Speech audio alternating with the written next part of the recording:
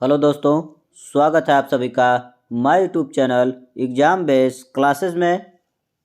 आज मैं फिर एक बार लेकर आ गया हूं आप लोगों के सामने पेपर एनालिसिस जो 13 जनवरी 2023 को हुए हैं। दोस्तों, आज का पेपर दोस्तों इजी टू मॉडरेट प्रकार का रहा, जिसको हम मध्यम प्रकार का कह सकते हैं। न ज़्यादा कठिन न ज़्यादा आसान। कुछ प्रश्न ऐसे थे जो नए आ रहे हैं दोस्तों। जैसे हम 11 जनवरी की बात करें, उसमें ईवीएस के पेपर कुछ हट के आए थे। उसी प्रकार हर पेपर में नए नए प्रश्नों को जोड़ रहा है दोस्तों। हर सब्जेक्ट में 2 से 4 प्रश्न ऐसे हैं जो नए प्रकार से पूछे जा रहे हैं। ठीक है, अब आपको थोड़ा ज़्यादा पढ़ने की ज़रूरत है दोस्तों। जैसे कि एनसीईआरटी में कोई विषय दिया हुआ है जिससे आप पढ़ रहे हैं, जैसे केरल से संबंधित कोई चैप्टर है और उस चैप्टर में केरल से संबंधित कुछ ही बातों को उसमें बताता है दोस्तों, और उसी के अनुसार हम तैयारी करते हैं। लेकिन अब आप लोगों को क्या करना है कि केरल के बारे में दिया है दोस्तों, तो आपको अपने से उस केरल के विषय में सभी जानकारियों को पढ़ना होगा दोस्तों। कुछ इस प्रकार का प्रश्न आ रहा है। ठीक है, इसीलिए यह एनालिसिस किया जा रहा है दोस्तों कि आपको आगे आने वाली परीक्षाओं के लिए सहायता हो सके और आप एक अच्छे अंक से उत्तीर्ण हो सके। ठीक है दोस्तों, जब तक आप एनालिसिस नहीं देखते हैं तब तक आपकी तैयारी पूरी नहीं होती है दोस्तों। अगर आप एनालिसिस देखते हैं तो उस बेसिक समझ के साथ दोस्तों आप आगे की तैयारी और रणनीति कर सकते हैं। ठीक है दोस्तों, तो आइए देख लेते हैं आज के पेपर का एनालिसिस। पहला सब्जेक्ट है दोस्तों चाइल्ड डेवलपमेंट एंड पेडागोजी। आप देख सकते हैं इसमें कॉमन सी बात हो गई है दोस्तों, जो कुछ वैज्ञानिकों का नाम है। हर पेपर के एनालिसिस में ये बातें आपको बताई जा रही है। ठीक है, तो देख सकते हैं यहाँ पहला पॉइंट है जो दोस्तों इंट्रापर्सनल के बारे में आया था दोस्तों, जो बहुबुद्धि का सिद्धांत दिए हैं हार्वर्ड गार्नर। इन्होंने कई प्रकार के बुद्धि को बताया है दोस्तों, और उस बुद्धि के अनुसार आपको हर पेपर में प्रश्न मिल रहा है। तो इनके बुद्धि के प्रकारों को आप पढ़ के जाइए, कोई ना कोई प्रकार आपको वहाँ से ज़रूर मिलेगा। अगर इनके बुद्धि के प्रकारों को पढ़ लेते हैं दोस्तों तो आपका 4 से 5 नंबर फिक्स हो जाएगा दोस्तों। अब आइए देख लेते हैं कि इंट्रापर्सनल क्या होता है। इंट्रापर्सनल को दोस्तों हिंदी में कहते हैं अंतः वैयक्तिक।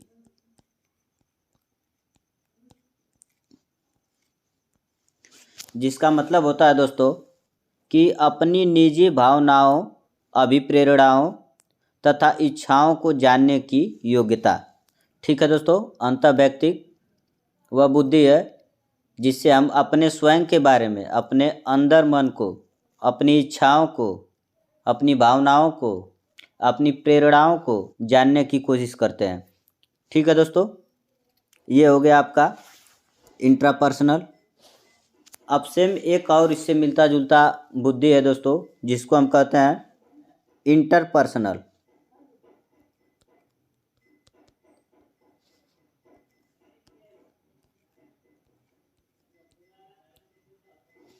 क्या कहते हैं दोस्तों?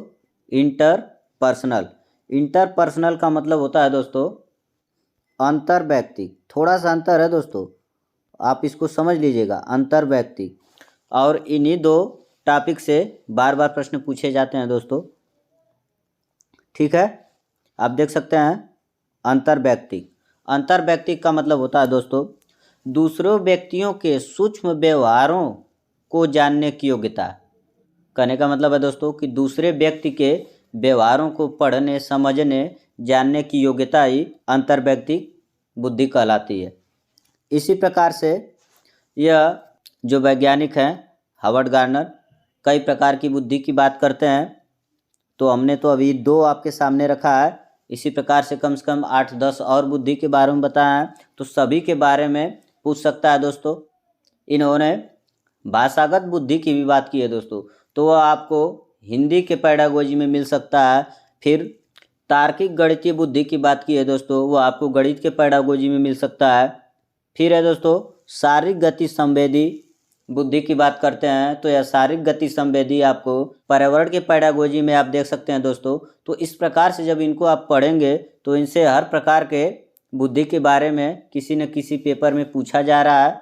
इससे अच्छा कि आप हार्वर्ड गार्नर के बहुबुद्धि सिद्धांत को अच्छे से पढ़ लें।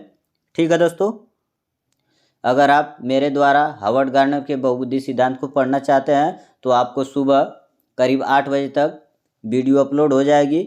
हावर्ड गार्डनर के बहुबुद्धि सिद्धांत के जितने भी बुद्धि हैं सभी को हम व्यवहारिक एवं पारिवेशिक रूप देते हुए आपको समझाने की कोशिश करेंगे। ठीक है दोस्तों, आगे है दोस्तों एनसीएफ 2005 और एनईपी 2020, इनसे प्रश्न पूछे जा रहे हैं दोस्तों। आपको हर एनालिसिस में बताया जा चुका है दोस्तों कि एनसीएफ 2005 और एनईपी 2020 बहुत ही महत्वपूर्ण है। इनसे करीब 8 से 10 क्वेश्चन पूछे जा रहे हैं दोस्तों। आप देख सकते हैं क्वेश्चनों की संख्या 8 से 10, अगर इनको आप पढ़ लेते हैं तो आपका 8 से 10 नंबर पक्का हो जाता है। ठीक है, इसके बाद आते हैं कोहलबर्ग भी नैतिक विकास के कई चरणों को बताया दोस्तों, इनको भी एक बार जरूर पढ़ के जाइए। ठीक है दोस्तों, इसके बाद आते हैं वाइगोत्स्की, ये तो बहुत पॉपुलर है, आप सभी लोग जानते हैं, इनको भी आप एक बार जरूर पढ़ के जाइए दोस्तों। ठीक है, इसके बाद है दोस्तों जीन पियाजे का एक वीडियो हमारे यूट्यूब चैनल पे पड़ चुकी है दोस्तों, उसको आप देख सकते हैं। करीब 16 मिनट की वीडियो है जो बहुत ही महत्वपूर्ण है दोस्तों, उसको आप एक बार जरूर देखिए। फिर पोर्टफोलियो से आता है दोस्तों। पोर्टफोलियो का मतलब होता है आपके आकलन का आंकड़ा रखना दोस्तों। जैसे आप स्कूल से समझ सकते हैं कि एक स्कूल जो रजिस्टर होता है उसमें आपके बारे में सभी आंकड़ाओं को इकट्ठा किया जाता है, ठीक उसी प्रकार पोर्टफोलियो होता है दोस्तों, जिसमें हर बच्चे की सभी जानकारी को सुरक्षित रखा जाता है। ठीक है दोस्तों, इसके बाद है जेंडर स्टीरियो। जेंडर से आपको बता चुके हैं दोस्तों कि एक लड़के और लड़की की विशेषताओं के बारे में देता है, जो आज के माहौल में समानता की बात करता है। उस समानता को आज भी लोग नहीं मान रहे हैं, जिसको हम रूढ़िवादी कहते हैं। ठीक है दोस्तों, इसके बाद आता है रूढ़िवादिता। आप देख सकते हैं नीचे टॉपिक दिया है रूढ़िवादिता, इसको भी हम बता चुके इस जेंडर स्टीरियो के माध्यम से। ठीक है दोस्तों, आइए अब आगे देख लेते हैं कौन से सब्जेक्ट से कौन सा टॉपिक पूछा गया है। आगे है दोस्तों इन्वायरमेंट यानी कि पर्यावरण।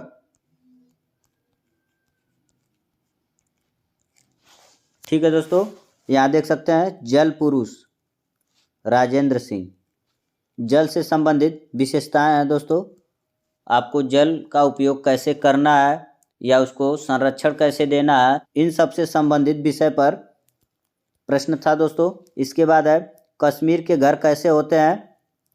आप देख सकते हैं दोस्तों यह कक्षा 4 में ही है, एनसीईआरटी के बुक में आप इसको पढ़ सकते हैं कि एक व्यक्ति है जो मुंबई से गुजरात राजस्थान होते हुए कहाँ तक जाता है दोस्तों, कश्मीर तक, और वहाँ के कश्मीर के घरों की विशेषताएं को बताता है, जिसमें आप एक घर के बारे में जानते हैं कि पत्थर को काट कर पत्थर के ऊपर रखकर घर बनाया जाता है, कुछ इस प्रकार का है। ठीक है, उसको आप जरूर देख लीजिएगा। इसके बाद है दोस्तों बंगाल की खाड़ी और मनाली से क्वेश्चन है। मनाली से दोस्तों घरों की विशेषताओं के बारे में पूछा जाता है, इस पर हम एक शॉर्ट वीडियो भी बना चुके हैं और एक 7 मिनट की वीडियो डाले हुए हैं, वो कल की पड़ी है दोस्तों, जिसमें हमने घरों की विशेषताओं के बारे में बताया है जो अलग अलग राज्यों से संबंध रखते हैं। ठीक है दोस्तों, उसको भी आप देख सकते हैं। हमारे वीडियो को देखने के लिए दोस्तों आप एग्जाम बेस्ड क्लासेस कुछ इस प्रकार से बिना स्पेस दिए हुए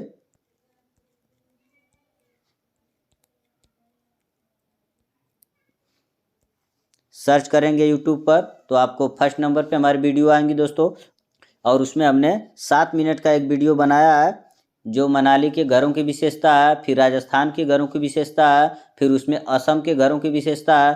ठीक है दोस्तों, इसके बाद है दोस्तों अमृता सिंह बिश्नोई। बिश्नोई एक समाज को कहा गया है दोस्तों, ये भी एनसीईआरटी में है, इसको भी आप पढ़ के जाइएगा। इसके बाद है खेजड़ी ब्रिज।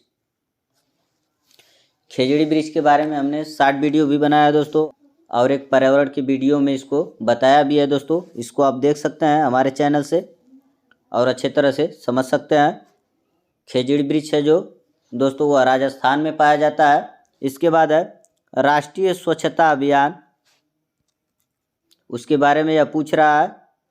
गांधी जी से संबंधित एक चैप्टर है दोस्तों, वहाँ पे वह स्वच्छ भारत अभियान की बात किए हैं। इसको आप हमारे यूट्यूब चैनल EVS क्लास में देख सकते हैं।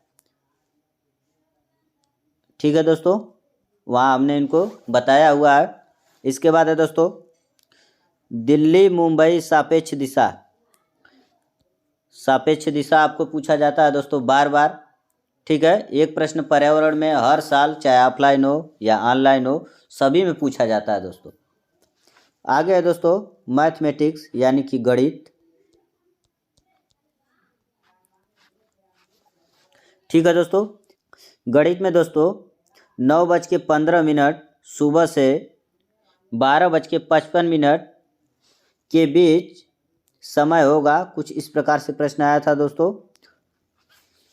आपको टाइम दिया रहेगा और दोनों टाइम के बीच में कितना समय होगा ये बताना होगा। ठीक है दोस्तों, इसके बाद है दोस्तों 51 से 100 तक की संख्याओं के बीच कितनी अभाज्य संख्या होती है। कुछ इस प्रकार का प्रश्न आया था दोस्तों। संख्याओं को आप पढ़ लीजिएगा। फिर सरलीकरण और क्षेत्रमिति, मेंसुरेशन से क्वेश्चन था दोस्तों। मेंसुरेशन से हम बता चुके हैं दोस्तों कि आपको परिमाप और क्षेत्रफल के बारे में पूछा जाता है।